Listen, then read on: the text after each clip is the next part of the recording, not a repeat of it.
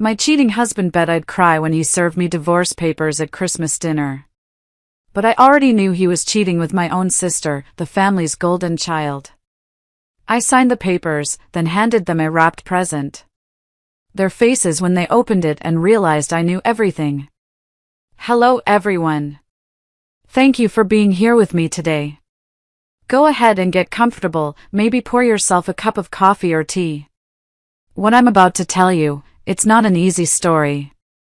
It's a story about family, about the kind of betrayal that cuts deeper than a knife, and about finding the strength to rebuild when your whole world has been burned to the ground. It all came to a head 5 days before Christmas. Before I begin my story, I'd love to know which city you're joining us from. Please feel free to share in the comments. Now, let me take you into this story. The air in our house was thick with the scent of pine needles from the giant Fraser fir in the corner and the cinnamon from the potpourri simmering on the stove. It was supposed to be a happy smell, but all I could feel was a deep, unshakable chill seeping in from the hallway where I stood. I was holding a silver tray with 2 glasses of iced tea, the condensation making my fingers numb. The glasses were clinking softly, a delicate sound against the backdrop of the football game blaring from the living room television. My husband, Calvin, was in there with his best friend, Walter. I was about to walk in, to put on my happy wife face and ask if they needed anything else, when I heard Walter's voice. It was a low chuckle, the kind of sound a hyena makes, and it always set my teeth on edge. So, do you really think she'll cry when she reads them? He asked, his voice slick with amusement. My feet felt like they had been nailed to the floorboards. The silver tray suddenly felt like it weighed 100 pounds, and I had to lock my elbows to keep from dropping it. My breath caught in my throat, a painful, sharp little hitch.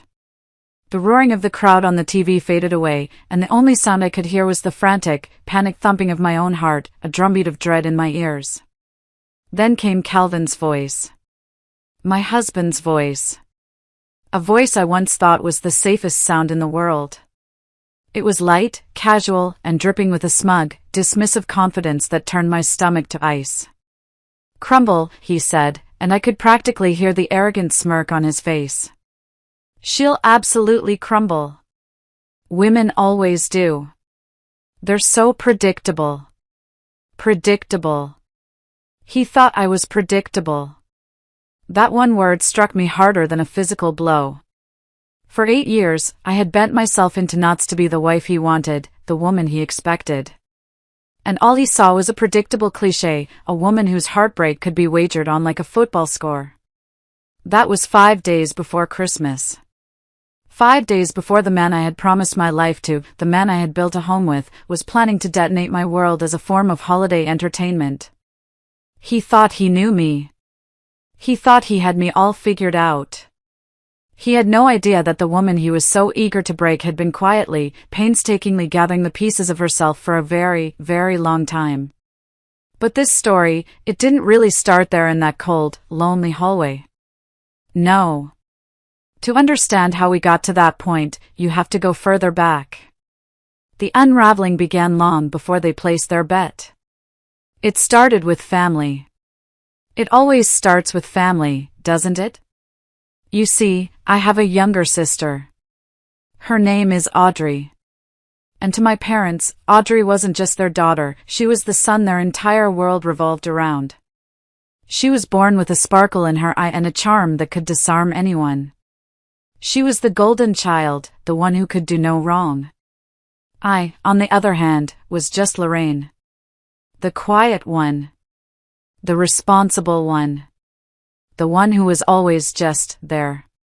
A steady, reliable piece of furniture in the beautifully decorated room of Audrey's life.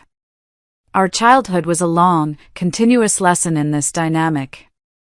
I remember when I was in 5th grade, I worked for weeks on a diorama for the school science fair. It was a detailed model of the solar system, with tiny, hand-painted planets suspended on wires. I was so proud of it. The night before it was due, Audrey, who was in 3rd grade, came into my room. She had completely forgotten about her own project, a simple poster about butterflies. She saw my diorama, her eyes wide with envy.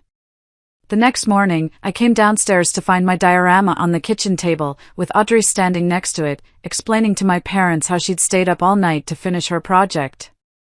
She had taken my work, my hours of careful painting and construction, and claimed it as her own. I was furious. "That's mine!" I cried out. "Mom, Dad, she stole it." My mother just sighed, placing a calming hand on Audrey's shoulder. "Lorraine, don't be dramatic. Audrey is so creative, of course she made this. You should be proud of your little sister." "But I have proof," I said, my voice trembling with injustice. "My name is on the bottom of the box." My father walked over and picked it up. He turned it over. The small spot where I had written my name in black marker was now covered by a thick, messy smudge of whiteout. Audrey had thought of everything. "It seems you're mistaken," my father said, his voice laced with disappointment, not at her, but at me. "You need to learn to be more supportive of your sister, Lorraine. This kind of jealousy isn't attractive." I stood there, my mouth open, the injustice of it all burning in my chest. I had been robbed and then accused of being a thief of my own work, and my parents were the willing accomplices. Audrey just gave me a tiny, triumphant smirk from behind my mother's back. That was the day I learned a hard, bitter lesson. In my family, the truth was flexible. It could be bent and reshaped to fit whatever narrative made Audrey look best. My feelings, my efforts, my very reality were secondary to preserving the myth of their perfect, golden child. This pattern continued all through our lives. When she crashed her first car, they said the other driver must have been at fault. When she failed a class in college, they blamed the professor. I, meanwhile, learned to expect very little. I got good grades, worked a part-time job, and never asked for anything. I thought being quiet and undemanding was a virtue. I didn't realize I was just training myself to be invisible. So, when I met Calvin in my late 20s, it felt like a miracle. He was the first person who seemed to truly see me. He was charming, ambitious, and he showered me with an attention I was starved for. He listened to my stories. He laughed at my jokes. He made me feel like I was the most fascinating woman in the world. Looking back, I see that he wasn't seeing me at all. He was seeing a perfectly molded piece of clay, ready to be shaped into whatever he desired. I had escaped my family, but I had walked right into a different kind of cage. The early days of our marriage were, of course, blissful. They always are, aren't they? He was attentive and loving. But slowly, subtly, the little comments started. They were like tiny paper cuts, small and insignificant on their own, but over time, they left me feeling like I was bleeding out, one drop at a time. He never shouted, never raised a hand in anger. Calvin was much smarter, much more insidious than that. His words were the sharpest of blades, all dipped in the sweetest honey. It often happened at dinner parties with our friends. He'd wrap an arm around my shoulder, a gesture that looked loving to everyone else, but I could feel the tightness of his grip. He'd pull me close and say, with a twinkle in his eye for the crowd, "You know, I could leave her tomorrow, right? But I keep her around for her excellent pot roast." Everyone would laugh, a polite, slightly uncomfortable chuckle. And I would laugh too, a hollow sound that never reached my eyes. Because while it was a joke to them, to me, it felt like a constant threat, a little reminder of my precarious position, that his love was conditional and could be revoked at any moment. He began to meticulously chip away at the things that made me feel like myself. I used to love fashion, bright colors, bold patterns. One evening, we were getting ready to go to a friend's anniversary party. I put on this beautiful, vibrant red dress. It was a wrap dress that made me feel confident and alive. I walked into the living room, and Calvin looked me up and down, a small, disdainful smirk playing on his lips. "Wow," he said, drawing the word out. "Trying a little too hard, aren't we, Lorraine? It's a bit loud. You don't want people to think you're desperate for attention." He said it with a smile, as if he were giving me helpful, constructive advice. The heat of shame crept up my neck. I mumbled something about him being right, went back upstairs, and changed into a drab, navy blue dress. I folded the red dress and put it at the very back of my closet. I never wore it again. My sister, Audrey, of course, was his biggest cheerleader in this quiet campaign of erosion. She'd visit for the weekend, and Calvin would put his control on full display. I remember one Saturday morning, I bought a new brand of coffee, a small batch roast from a local shop I loved. Calvin took one sip and made a face. "What is this stuff? It tastes like dirt." Later that day, when Audrey was there, he brought it up again. "Can you believe Lorraine bought this awful coffee? I've finally got her to understand that we are a name brand household. Simple, classic, reliable. Not all these trendy experiments." Audrey nodded sagely, giving me a look that was a nauseating mixture of pity and triumph. "He's just looking out for you, Lore. You've always had such unique tastes." It was their little game, a silent, cruel alliance that reinforced the old family dynamic. I was the flawed one, the one who needed to be managed and corrected by the two superior people in my life. My world became smaller, the walls closing in day by day. It was all centered around Calvin's moods, his rhythms, his unspoken rules. I stopped suggesting restaurants for dinner because he'd always find something wrong with my choice. I started to screen my sentences before I spoke in public, running them through a mental filter. Will this embarrass him? Is this story interesting enough? Am I talking too much? I stopped going to my monthly book club because he'd sigh heavily and complain about having to fend for himself for dinner for one night. Calls from my oldest friends went to voicemail more often than not because I didn't have the energy to pretend everything was okay.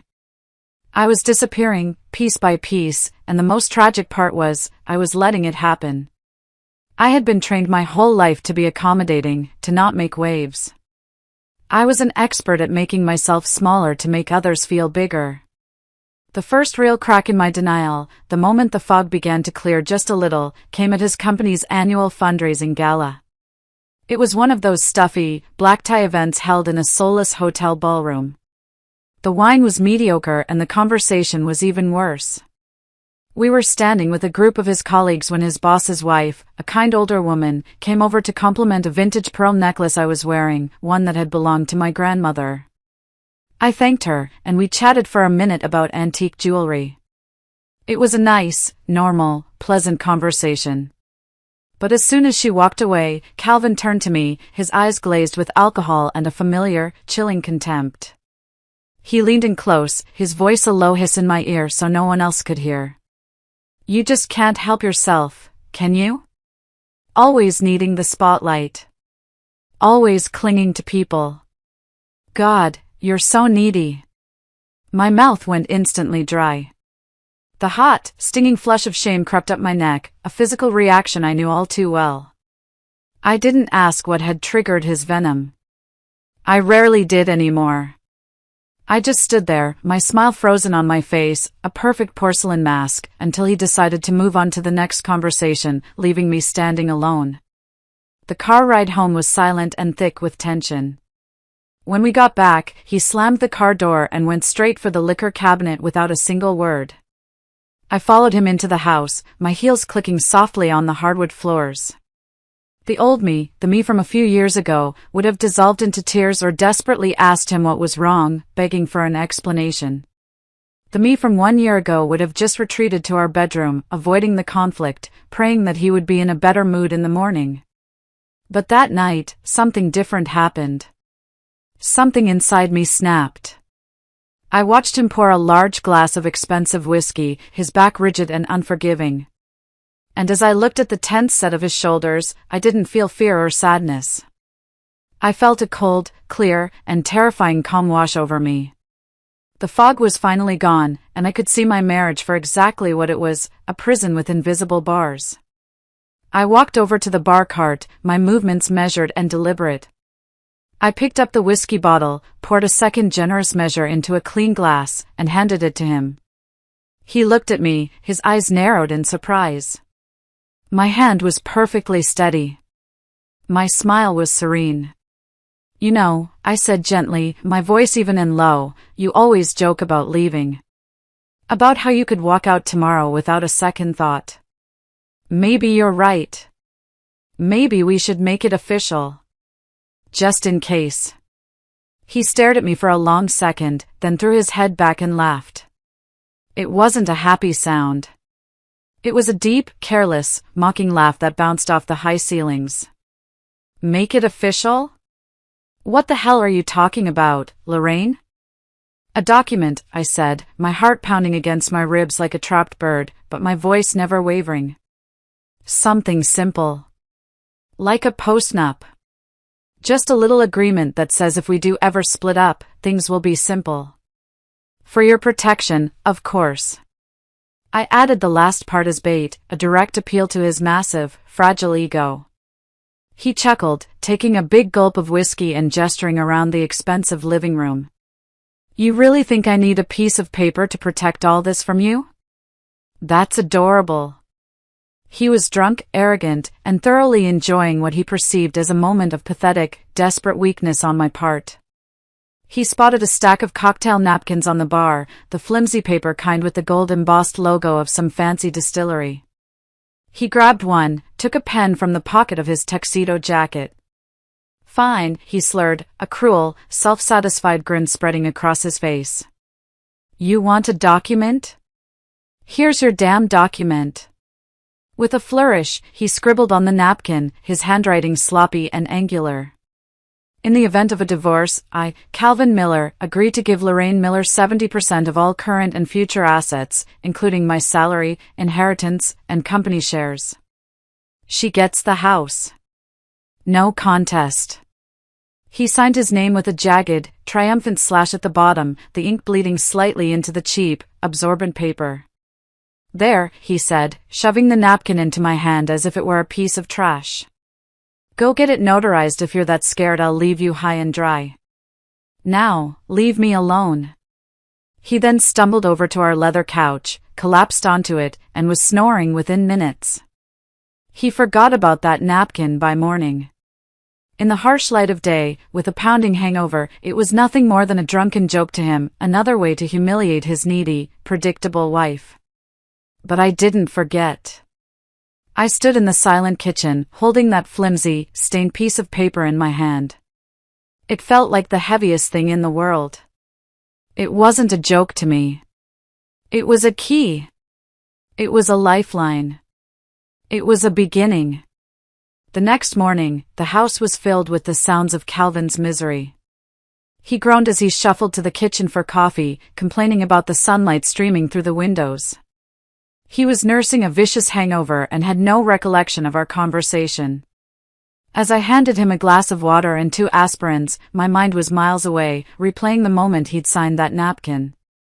While he was in the shower, I made the most important phone call of my life. I called my best friend from college, Beatrice.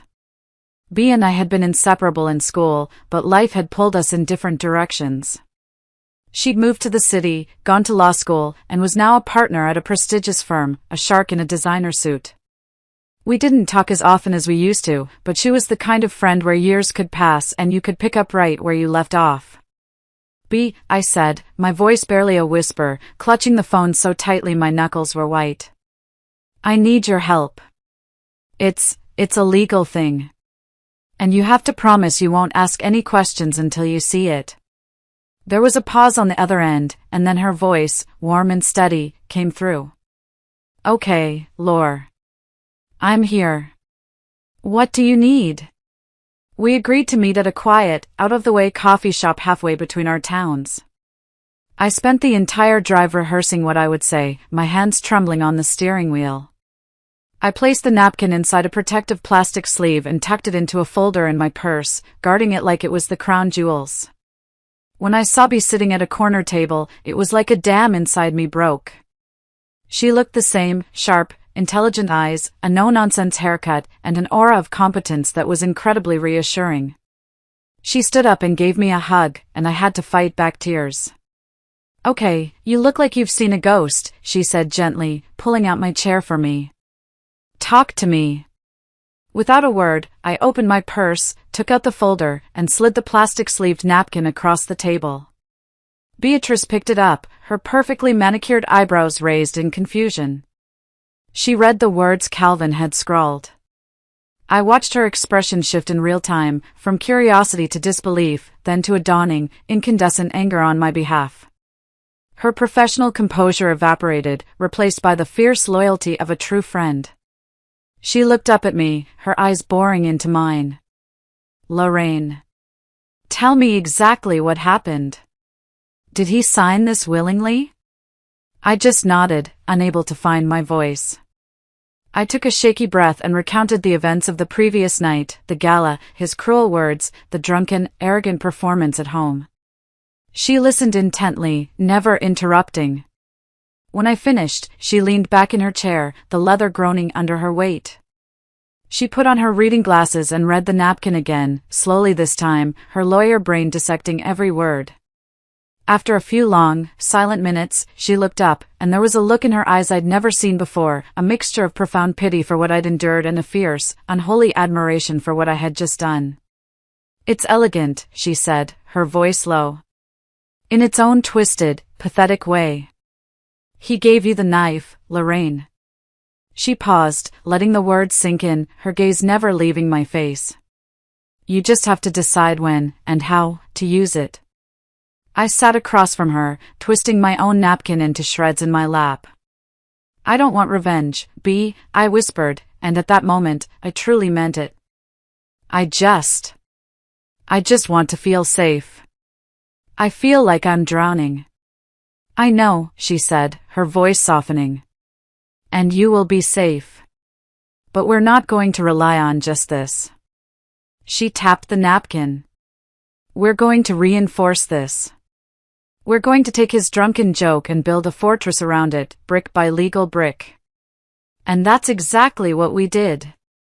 That afternoon, we drove to her quiet, sunlit office that smelled of old books, expensive perfume, and ambition.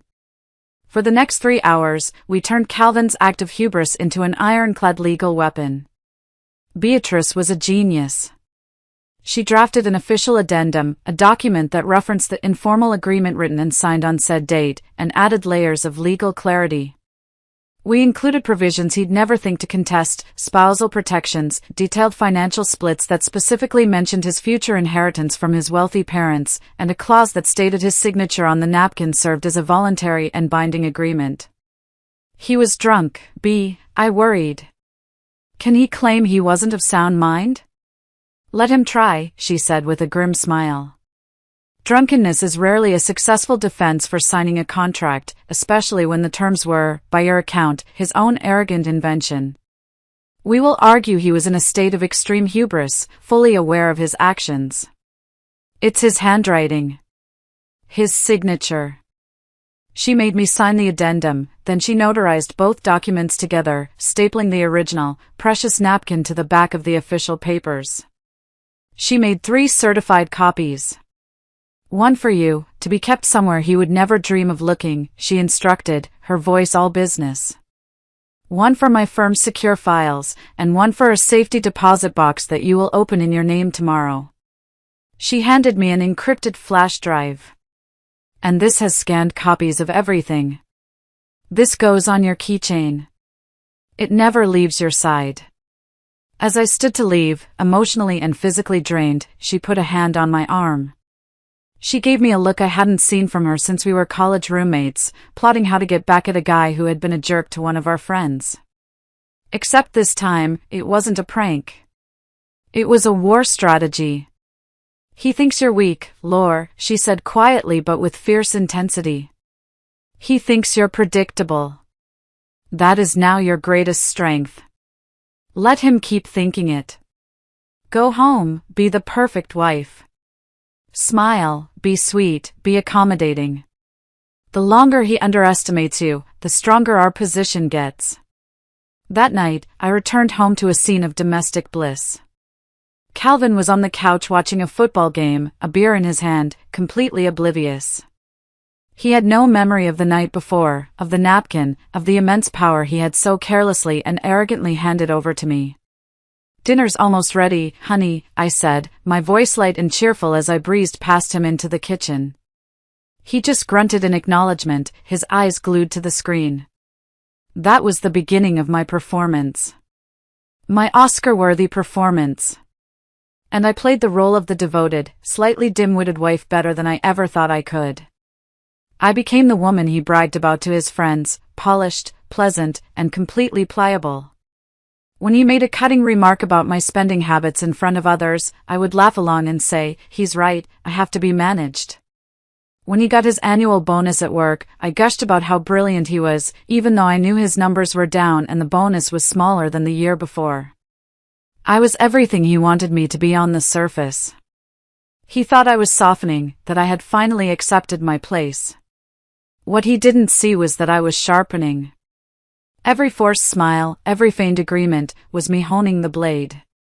The first concrete clue of the betrayal I already suspected deep down came about a month later. I was doing laundry, a mundane chore that had become a source of profound dread. I hated touching his clothes, the faint, lingering scent of his cologne, the forced intimacy of folding his shirts. As I was emptying the pockets of a pair of his golf trousers, my fingers brushed against a crumpled receipt. It was from a new, trendy French restaurant, the kind of place he knew I found pretentious and overpriced. It was located in a neighborhood on the other side of town, a neighborhood where my sister Audrey happened to have a sleek new condo. The date on the receipt was from a Tuesday night 2 weeks prior, a night he had told me he was stuck at the office working late on a big project. The bill was for 2 people. 2 orders of the tasting menu, a bottle of expensive Sancerre. My heart started to beat a little faster, a sick, thudding rhythm. It could be anything, I told myself, my mind racing to find a plausible explanation. A business dinner with a client. But then, a few days later, as I was sorting his dress shirts for the dry cleaner, I saw it.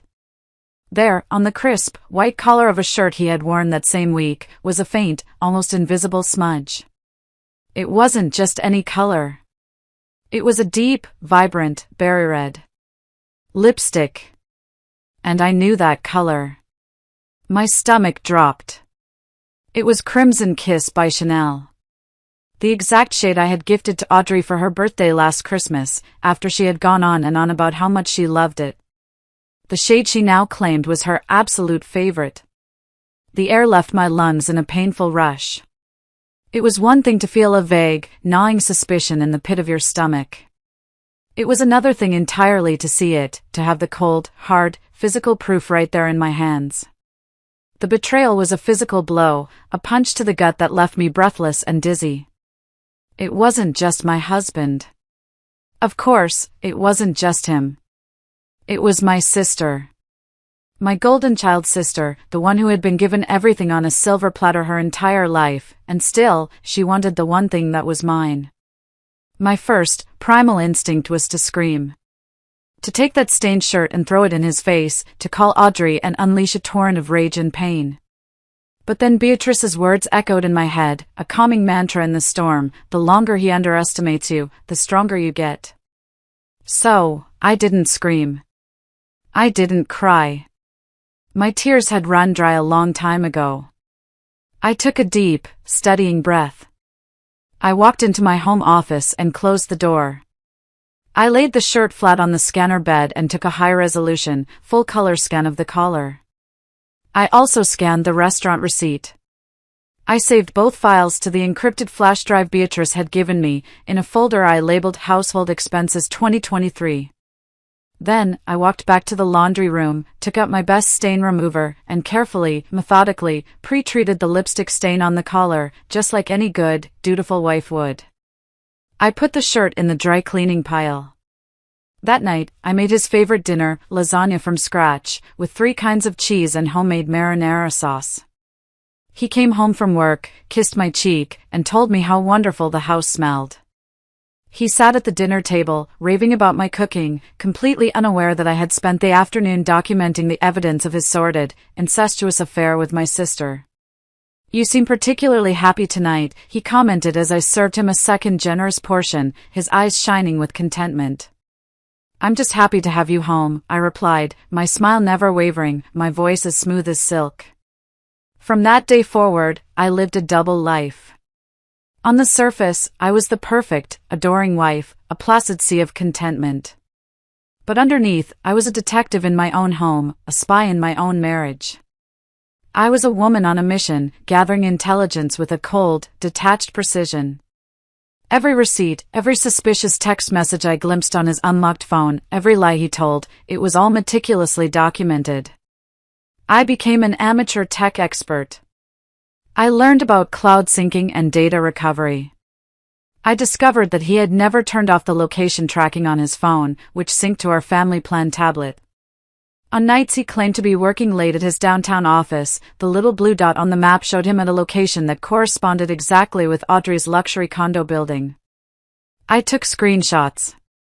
Every single time.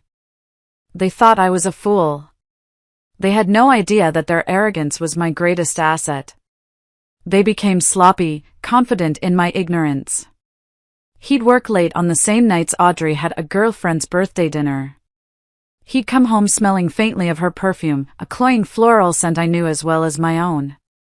She'd call the house, and if I answered, her voice would be syrupy sweet. "Oh, hi Lore. Is Cal there? I just need to ask his advice on a financial thing." They were so brazen. So disrespectful. They thought I was the same weak, predictable woman they had always known. They didn't realize they were creating a monster. The motherlode, the final, irrefutable proof, came on a rainy Saturday afternoon in November. Calvin announced he was going to the hardware store to pick up some things for a project in the garage. An hour later, I was tidying up the living room and noticed his laptop was open on the coffee table. He had forgotten to close it. He had also forgotten to log out of his personal email account. My heart hammered against my ribs. I knew I shouldn't look. It felt like a sordid, terrible violation. But then I thought of the lipstick stain, the location tracking, the endless, suffocating lies. And I clicked on his inbox. It didn't take long to find it. My eyes scanned the list of folders on the side. Work. Finances. Travel. And then, one that made my blood run cold. A folder simply labeled A. For Audrey. My hand was trembling as I moved the cursor and clicked. And in that moment, my world, the one I had desperately been trying to hold together, tilted on its axis and shattered into a million irreparable pieces. It wasn't just emails. It was photos. Dozens and dozens of them. Photos from the business trips he'd taken over the past year. Him and Audrey, laughing in a plush hotel room, clinking champagne glasses, a do not disturb sign visible on the door behind them.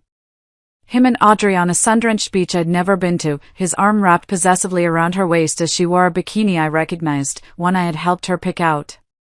There were videos, too. Short, intimate clips of them together, whispering and laughing, completely engrossed in their own secret world. They were so happy, so carefree, living a whole other life, a better life, behind my back. I felt a wave of nausea so strong I had to grip the edge of the coffee table to steady myself. This wasn't just a betrayal. This was a complete and utter erasure of me, of our marriage, of our entire life together. It was as if the 8 years I had dedicated to him meant absolutely nothing, a mere inconvenience to be navigated around. But the overwhelming sadness was quickly consumed by a cold, hard, clarifying rage. A rage so pure and so powerful it burned away all the fear and doubt. I wasn't just going to let them get away with this. I wasn't going to be the weeping, hysterical wife. I was not the weak, predictable woman they thought I was. Methodically, my hands moving with a purpose I didn't know they possessed, I plugged in the encrypted flash drive. I downloaded everything. Every picture, every video, every single incriminating email. I copied the entire A folder, a complete digital record of their deceit. Then, just for good measure, I uploaded it all to the secure, private cloud server Beatrice had helped me set up, a digital vault she called my divorce insurance policy. When I was done, I meticulously cleared the computer's cache, deleted the browser history, and logged him out of his email. I stood up from the floor, my legs shaky but my resolve as hard as granite. And then, in the midst of all this darkness, in the wreckage of my life, something completely and utterly unexpected happened.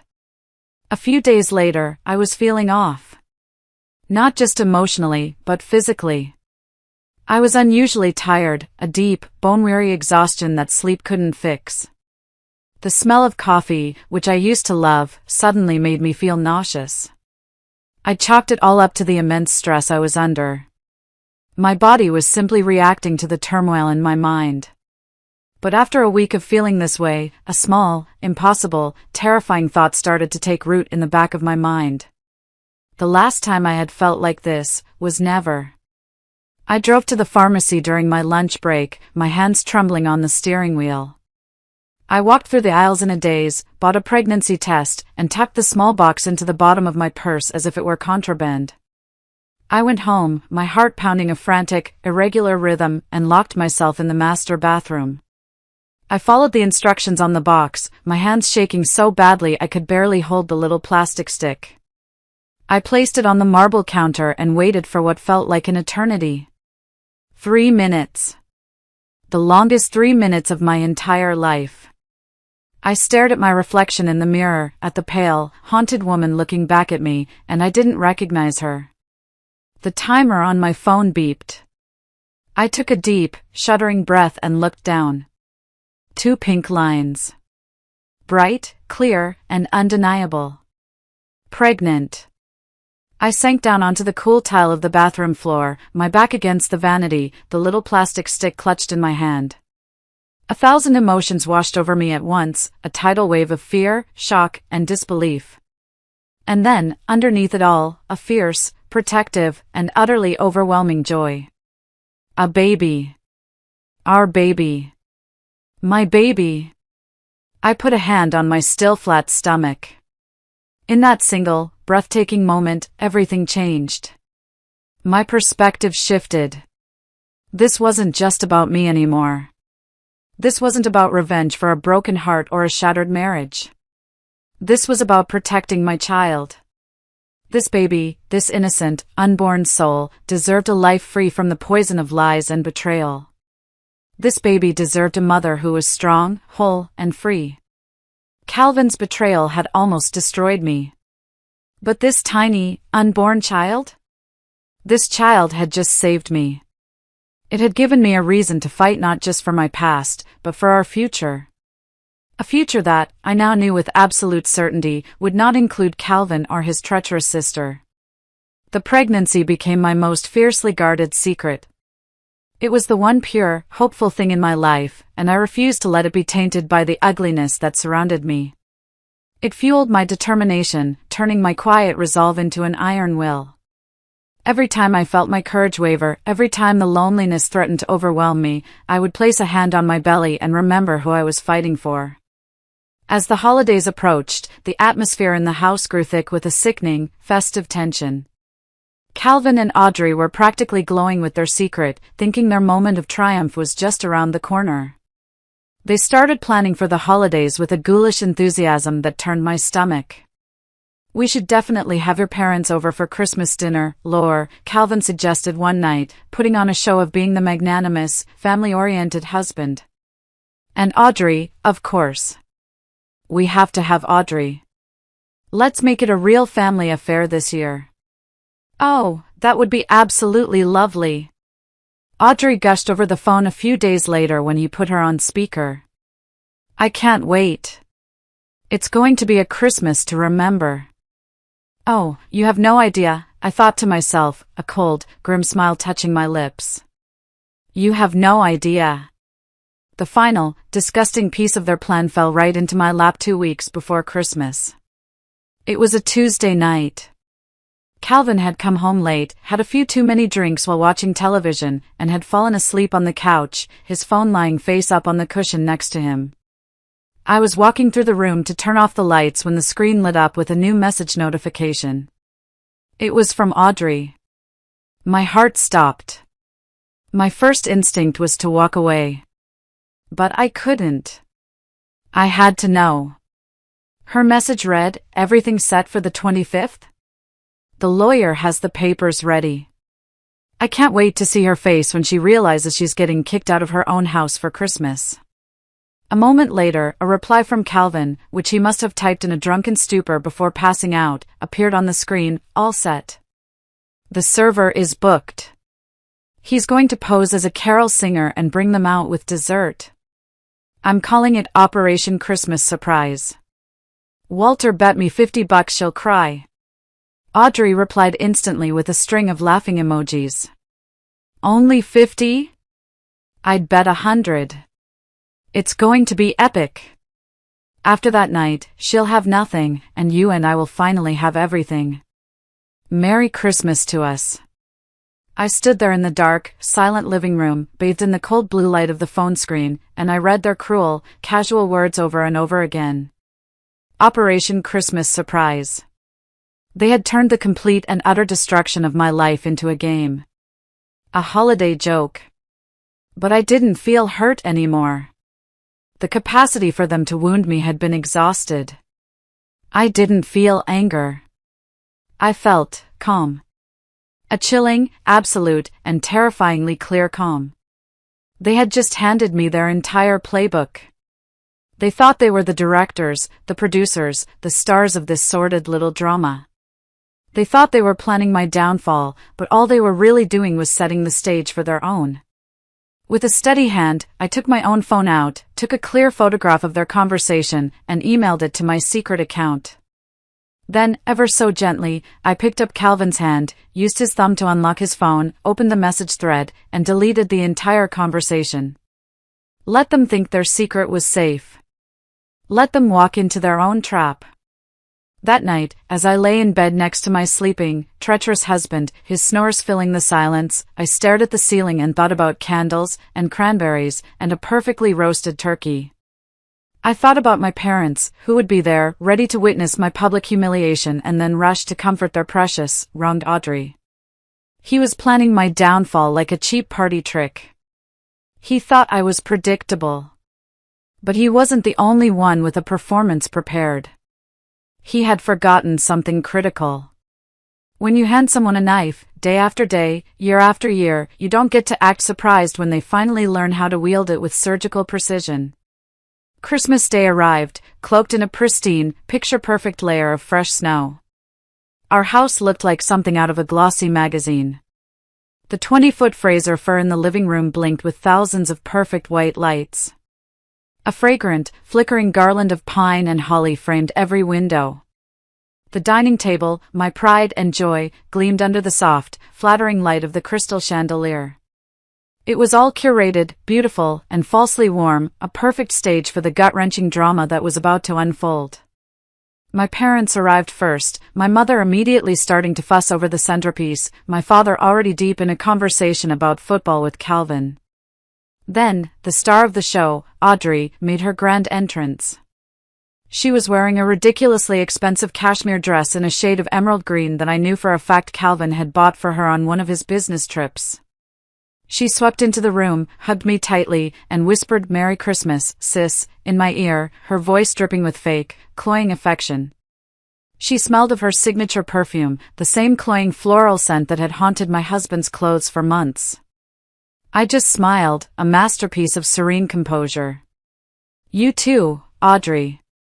You look absolutely stunning." The dinner that followed was a masterclass in deception. We passed heavy platters of food, the turkey I had brined for 2 days, the creamy mashed potatoes, the green bean casserole my mother loved. We complimented her famous spiced wine. We laughed at my father's old, tired jokes. I was the perfect hostess, refilling glasses, offering second helpings, my smile never wavering. Calvin sat at the head of the table, beaming like the proud, benevolent patriarch, carving the glistening turkey with a theatrical flourish. He wore the new cashmere sweater I'd bought him for Christmas, a deep maroon color.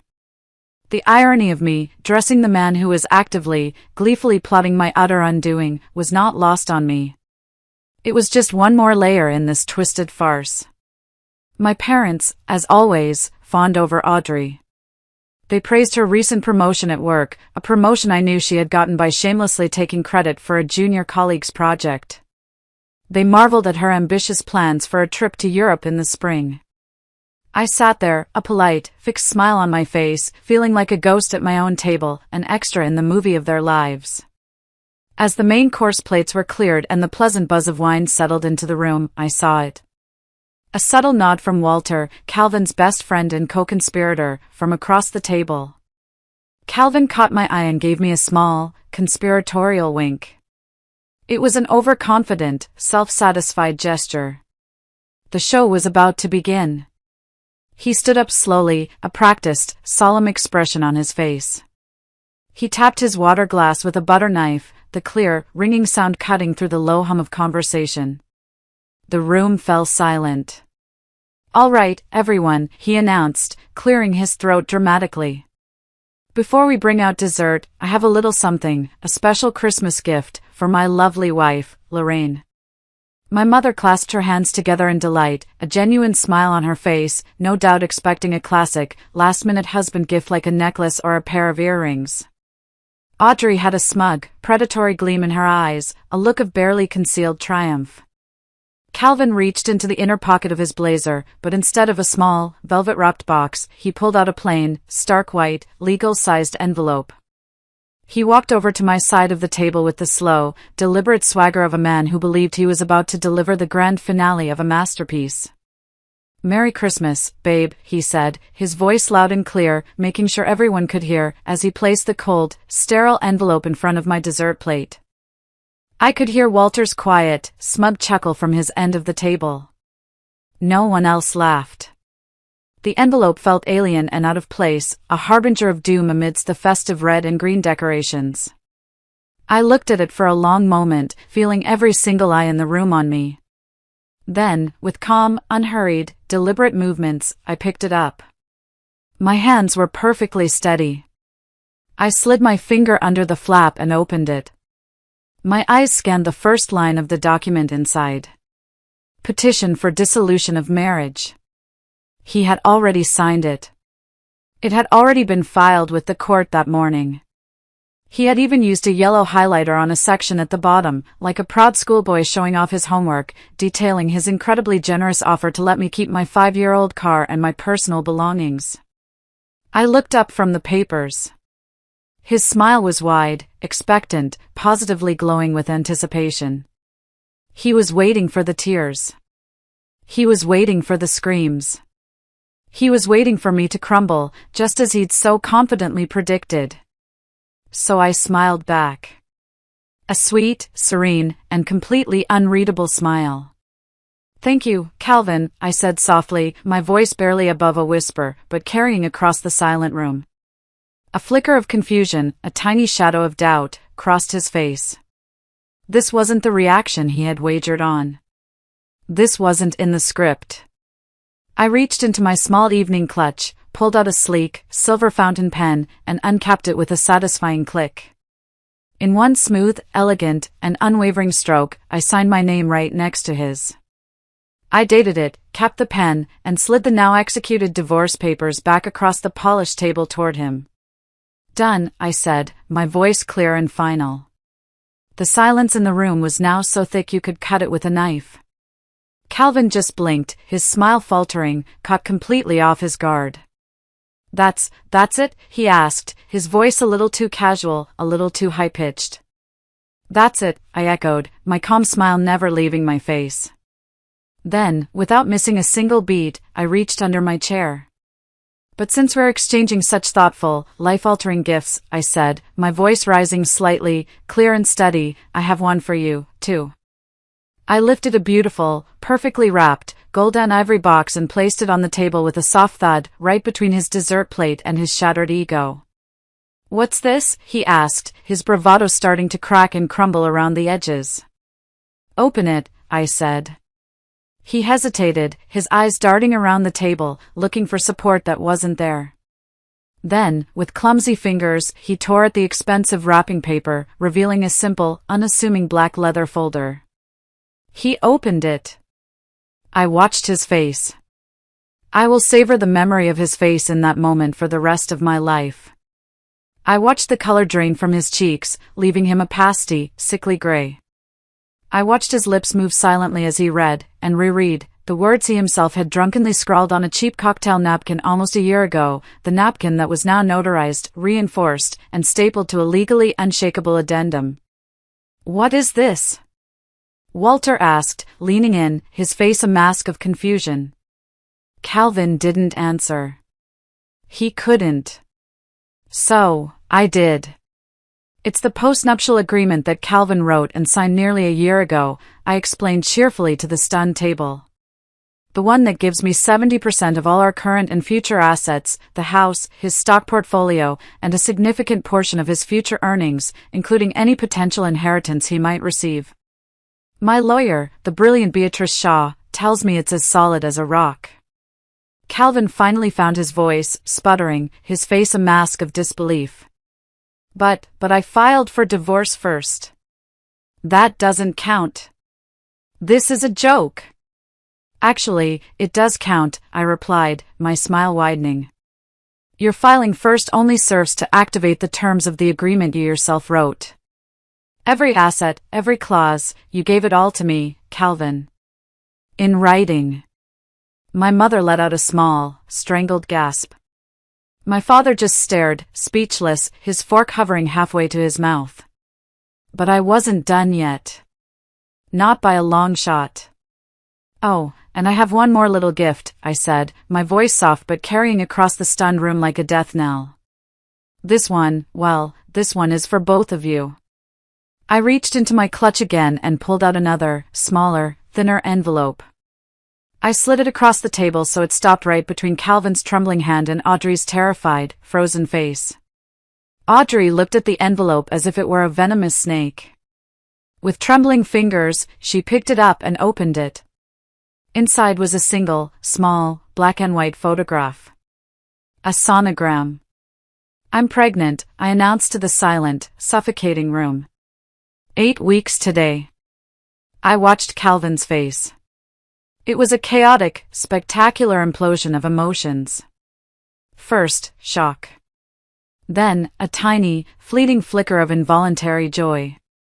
And then, dawning, absolute horror as his lawyer-trained brain caught up with the reality of the situation. Prenup. Pregnancy. Assets. Custody. Child support. And then, I played my final, devastating card. I reached down one last time and placed a small, black external hard drive on the table. It made a soft, definitive, final click as it landed on the polished wood. "And that," I said, turning my gaze directly to Audrey, whose face was now a mask of pure terror, "is an early Christmas present for my parents. It's a collection of home videos. Hundreds of them. From all of Calvin's business trips over the past year. I'm sure you'll all find it very illuminating." Calvin's jaw dropped. Audrey let out a small, strangled gasp, a sound of pure animal panic. She knew exactly what was on that drive. Finally, Calvin found his voice, a choked, strangled whisper. You planned this."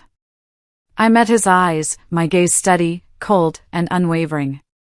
"No, Calvin. You planned a cruel Christmas joke. You bet I'd cry. You and my sister, my own sister, plotted to leave me and my unborn child with nothing. I didn't plan." I leaned forward slightly, my voice dropping to a confidential whisper that everyone at the table could hear. "I prepared." The silence that followed was absolute. It was dense, heavy, and thick with the kind of terrible, irreversible realization that doesn't crash down but slowly, inexorably, creeps into a room and suffocates all the air. My mother's face was ashen, her hand covering her mouth in horror. My father had taken off his glasses and was cleaning them furiously with a napkin, though they weren't smudged. Audrey looked like she was about to be physically sick. And for the first time in a very long time, I finally felt like I could breathe. The weight of years of secrets, lies, and quiet suffering had been lifted. The show was over. And I had given the performance of a lifetime. The color had completely drained from my mother's face, while my father just kept muttering, "No, no, it can't be." They looked at Audrey, their precious golden child, and then at Calvin, and the disgust and profound betrayal was written on their faces for everyone to see. It was the moment I knew, with absolute certainty, that their perfect, curated illusion of a perfect family had shattered into a million irreparable pieces. If you are still listening to me now, please help me by liking this video and commenting with the number 1 below. It lets me know that you wonderful people are still here, that you're on this journey with me. Your support means more than you can possibly imagine. It's what gives me the courage to keep going. Just type the number 1, so I know you're there. And now, let me tell you what happened next. The room imploded. It wasn't a loud, screaming explosion, but a quiet, catastrophic collapse of a world built on lies. My mother, her voice a trembling whisper, finally turned to Audrey. "Audrey? Is this true? Tell me it's not true." Audrey just sat there, her face streaked with mascara, tears of pure, selfish panic streaming down her face. She opened her mouth, but no words came out. That silence was all the confirmation my parents needed. My father, a mild-mannered man I had never seen truly angry in my entire life, stood up so abruptly his heavy oak chair scraped loudly against the hardwood floor. He didn't yell. His voice was far more terrifying than that. It was low, cold, and filled with a fury that seemed to suck all the warmth out of the room. He looked at Calvin. "Get out of my house," he said. Calvin, ever the salesman, started to stammer, to make excuses, to try and spin his way out of the unspinnable. "Sir, it's a misunderstanding, she's exaggerating, she's being hysterical." "Now," my father repeated, his voice dropping another octave, and he pointed a steady, unwavering finger toward the front door. The chaotic exodus that followed was a blur of pathetic scrambling. Calvin and Walter, his useless best friend, practically fell over each other trying to get their coats and escape. Audrey, finally finding her voice, turned on me, her face twisted with a venomous hate. "You did this. You ruined everything. You were always jealous of me. You couldn't stand to see me happy." I didn't even bother to respond. What was there to say? I just looked at her, at the ruins of the beautiful, entitled life she had so carelessly built on my pain, and I felt nothing but a vast, empty pity. I stood up, walked over to my father, and gave him a hug. He held me tightly, for the first time in what felt like a lifetime, and whispered into my hair, "I'm so sorry, Lorraine. I am so sorry. We were blind." I left them there in the wreckage of their perfect family Christmas. I walked out of that house, the house I grew up in, got into my car, and didn't look back. The cold night air felt clean and fresh on my face. I drove through the quiet, snow-covered streets to Beatrice's house, where a quiet guest room and a warm cup of chamomile tea were waiting for me. I had one. But it didn't feel like a victory. It just felt finished. The days and weeks that followed were a whirlwind of legal proceedings, but a whirlwind I was prepared for. Beatrice was magnificent, a legal warrior fighting on my behalf. She filed for an emergency hearing, using the postnup and the mountain of evidence of adultery and conspiracy to freeze all of our joint assets immediately. Calvin's high-priced lawyer tried to fight it, of course. He argued that the napkin was signed under duress, that it was a non-binding joke. But Beatrice was ready. In court, she presented my meticulous timeline. The receipts. The high-resolution photos of the lipstick stain. The location tracking screenshots. And the crown jewel, the printouts of their Operation Christmas surprise text messages. The judge, a stern older woman with no patience for fools, was not amused. She looked at Calvin with utter contempt. The financial fallout for him was swift and brutal. The postnup was upheld. He lost the house. He lost 70% of his savings, his stock portfolio, and the judge, citing his egregious behavior and the impending birth of his child, ordered a percentage of his future salary to be set aside for child support that was far above the standard guidelines. The news of the scandalous divorce and his behavior spread like wildfire through our small town and his professional circles. The company he worked for, a conservative firm that valued its public image, found a convenient reason to demote him, citing a restructuring. His coveted promotion was rescinded. He had to sell his expensive sports car and move into a small, sad, generic apartment complex by the highway. Audrey's life imploded as well. My parents, faced with the undeniable, sordid proof on that hard drive, were finally forced to see their golden child for who she truly was. They didn't disown her, they weren't capable of that, but the golden pedestal she had stood on her entire life had crumbled into dust. The generous college fund they had been building for her future children was quietly reallocated into a trust for my baby.